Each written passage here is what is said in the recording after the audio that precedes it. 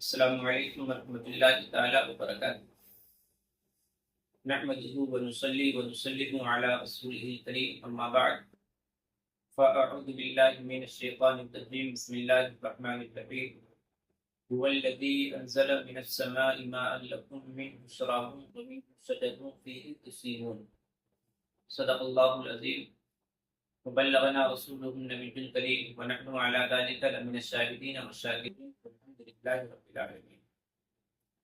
من علينا ربنا بعث محمدا أيده بأيده أيدنا بأحمدا أرسله مبشرا وأرسله ممجدا صلوا عليه دائما صلوا عليه سرمدا اللهم صل على سيدنا ومولانا محمد وأنزل مقعد المقرب عندك يوم القيامة صلاة وسلاما دائما عليك يا رسول الله صلاة وسلاما دائما عليك يا حبيب الله صلی اللہ علیہ وعلی آلہ واصحابہ وسلم۔ محترم ناظرین، اللہ رب العزت کا ارشاد عالی شان ہے هو الذی انزل من السماء ماء لکم منه شراب ومنه شجر فیہ تسیمون۔ یہ سورہ نحل کی آیت کریمہ ہے۔ اس آیت کریمہ کی روشنی میں آپ کے سامنے ایک اہم موضوع لے کر کے حاضر ہوا ہوں۔ اس موضوع کا نام ہے خدا کا وجود، چونکہ عام طور پر آج کل اس موضوع پر، اس ٹاپک پر بہت کچھ لکھا بھی جا رہا ہے اور بولنے والے لوگ بول بھی رہے ہیں۔ ہم مسلمان ہونے کی حیثیت سے اس بات کو یقینی طور پر جانتے ہیں کہ خدا کا وجود ہے، چونکہ اگر ہم اس کا انکار کر دیں تو پھر ہمارا ایمان ختم ہو جائے گا۔ ہم مسلمان ہیں تو ایک مسلمان کے لیے یہ ضروری ہے کہ خدا کے وجود پر یقین رکھے، لیکن جو مسلمان نہیں ہے وہ لوگ، ان میں سے بہت سارے لوگ ایسے ہیں جو خدا کے وجود کا انکار کرتے ہیں۔ کچھ لوگ وہ ہیں جو شک اور شبہ کی دنیا میں گھوم رہے ہیں۔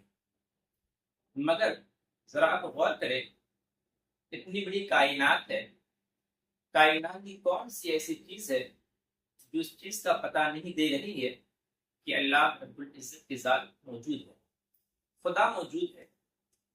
آپ ذرا غور کریں نا، اتنا بڑا آسمان ہے جو بغیر کسی ستون کے کھڑا ہوا ہے، کیا یہ خدا کے وجود کی دلیل نہیں؟ اتنا بڑا آسمان ہے، جس آسمان میں نہ کہیں شگاف ہے، نہ کہیں پھٹن ہے، نہ کوئی نشان ہے، بالکل صاف کا نشان، بولے تو پھٹے ہوا کا نشان، ٹوٹے پھوٹے کا نشان کچھ بھی نہیں ہے۔ رب نے فرمایا هل ترى من فطور ثم رجع البصر كرتين ينقلب اليك البصر خاسئا وهو حسير۔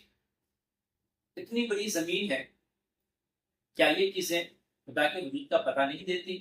یہ رنگ برنگ کے پرندے ہیں، رنگ برنگ کے میوے ہیں، رنگ برنگ کے انسان ہیں، کیا ان چیزوں سے خدا کے وجود کا پتہ نہیں چلتا؟ یقیناً پتہ چلتا ہے۔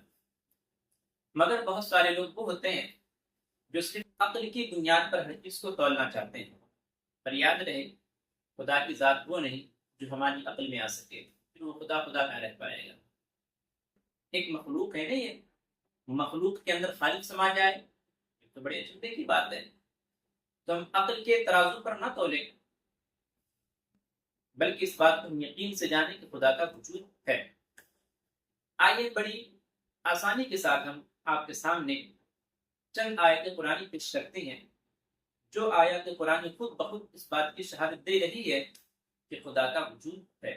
یہ تو قرآن پاک میں ایک نہیں بے شمار آیات ہیں جو اس بات کو بتاتی ہیں کہ اللہ رب العزت کا وجود ہے۔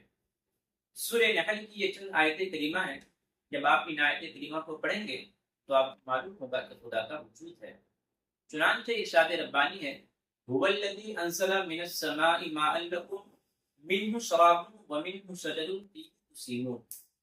وہی ہے جس نے آسمان سے تمہارے لیے پانی اتارا، منه شراب، اسی پانی کو تم پیتے ہو، ومنه شجر، اور اسی پانی سے درخت بھی اگتے ہیں، فیہ تسیمون، جن درختوں کو تم اپنے جانوروں کو کھلاتے ہیں۔ تو پانی ہے، پانی کو اتارنے والا آسمان سے وہ اللہ رب العزت کی ذات ہے۔ اس پانی کو ہم بھی پیتے ہیں، ہمارے جانور بھی پیتے ہیں، اور انہی پانی سے فائدہ حاصل کرتے ہوئے درخت بھی لہراتے ہیں اور اگتے ہیں، پھر ان درختوں کو ہمارے جانور کھاتے ہیں۔ اور آگے بڑھیں، ارشاد ربانی ہے ينبت لكم به الزرع والزيتون والنخيل والأعناب ومن كل الثمرات، اس پانی سے اللہ رب العزت تمہارے لیے کھیتی اگاتا ہے، والزیتون زیتون اگاتا ہے، والنخیل اور کھجور، والاعناب اور انگور، ومن كل الثمرات اور ہر قسم کے پھل، ان فی ذلک لآیۃ لقوم یتفکرون، بے شک اس میں نشانی ہے دھیان کرنے والوں کے لیے، غور و فکر کرنے والوں کے لیے۔ اب ذرا یہاں پہ آپ غور و فکر کریں کہ کھیتی کو اگاتا ہے اللہ رب العزت، کھیتی میں زیتون بھی ہے، کھجور بھی ہے، انگور بھی ہے، اور ہر قسم کے پھل ہیں۔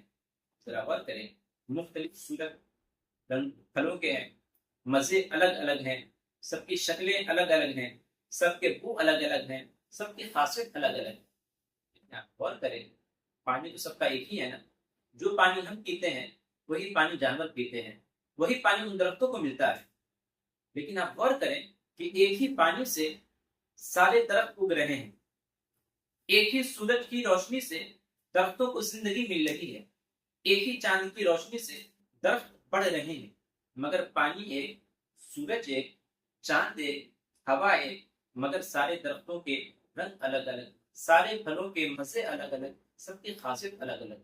کیا یہ کسی خدا کے وجود کا پتہ نہیں دیتی؟ یقین دیتی ہے۔ اور آگے بڑھیں، اللہ رب العزت کے ارشاد عالی شان ہے وَسَخَّرَ لَكُمُ اللَّيْلَ وَالنَّهَارَ وَالشَّمْسَ وَالْقَمَرَ، اور وہی ہے جس نے تمہارے لیے رات اور دن کو تمہارے کام کے لیے لگا دیا ہے، یعنی رات اور دن تمہارے کام میں لگے ہوئے ہیں، وَالشَّمْسَ وَالْقَمَرَ، یہ چاند یہ سورج سب کے سب تمہارے کام میں لگے ہوئے ہیں، اس کو اللہ رب العزت نے تمہارے تابع کر دیا ہے، وَالنُّجُومُ مُسَخَّرَاتٌ بِأَمْرِهِ، اور یہ ستارے اللہ رب العزت کے حکم کے تابع ہیں۔ ان فی ذلک لآیۃ لقوم یعقلون، بے شک اس میں نشانیاں ہیں عقل والوں کے لیے۔ ذرا غور کریں اس آیت کریمہ میں، یہ دن کے اجالے، یہ رات کے اندھیرے، کیا یہ چیزیں بتاتی نہیں ہے کہ ان کا کوئی نہ کوئی خالق، کوئی نہ کوئی موجد ہے جو اس کو وقت پر لاتا اور لے جاتا ہے؟ یہ چاند اور سورج وقت پر آتے ہیں، وقت پہ چلے جاتے ہیں، ایک اچھی روشنی کے ساتھ آتے ہیں اور چلے جاتے ہیں، اتنی روشنی نہیں ہوتی جس سے لوگ پریشان ہو جائے، اتنی کم روشنی بھی نہیں ہوتی جس سے لوگوں کی پریشانی بڑھ جائے، بلکہ چاند کی روشنی بھی اس قابل ہوتی ہے کہ لوگ اس سے فائدہ حاصل کر سکیں، سورج کی روشنی بھی اس قابل ہوتی ہے کہ جانور، انسان، دیگر نباتات سب اس سے فائدہ حاصل کر سکتے ہیں۔ یہ ستارے کیا خوبصورت ستارے ہیں، آپ ذرا ان چیزوں کو غور کریں، معلوم چلے گا کہ چاہے وہ زمین کی چیزیں ہوں یا آسمان کی چیزیں ہوں، ساری چیزوں کا خالق اور مجد اللہ رب العزت کی ذات ہے، اور ساری چیزوں پر اللہ رب العزت کا تصرف اور اس کی قدرت ہے۔ اور آگے فرمایا وَمَا ذَرَأَ لَكُمْ فِي الْأَرْضِ مُخْتَلِفًا أَلْوَانُهُ، اور وہ جس نے تمہارے لیے پیدا کیا رنگ برنگ کی چیزیں۔ اب غور کریں، رنگ برنگ میں کیا کیا ہے؟ انسان بھی ہے، حیوان بھی ہے، اور بھی بہت ساری چیزیں، پھل ہیں، تو یہ تمام چیزیں ہیں جو رنگ برنگ کے ہیں، مگر سب کا خالق ایک ہے۔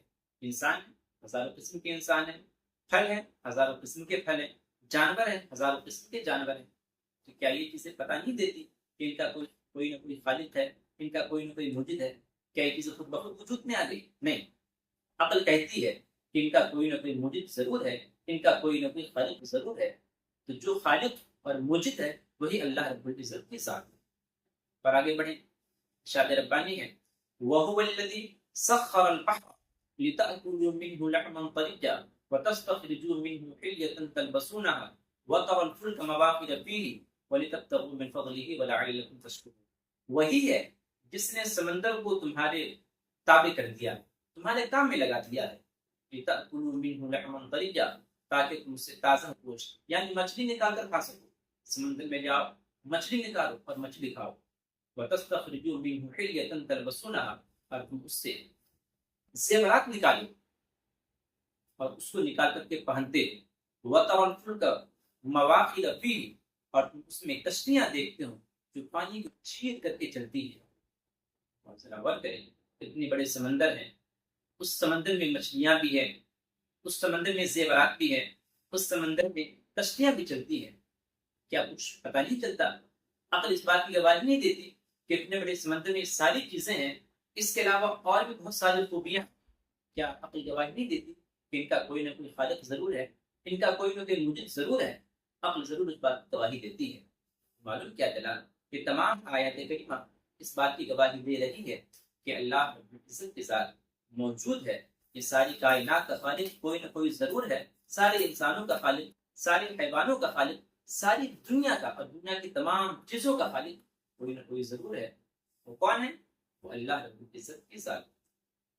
میرے محترم، اب قرآن پاک پڑھیں، ایک نہیں بے شمار آیات آپ کو ملیں گی جو ببان کے لیے اس بات کی دعوت دے رہی ہے کہ اللہ رب العزت کے ذات موجود ہے اور ساری کائنات کا خالق اور مالک اور موجد وہی ہے۔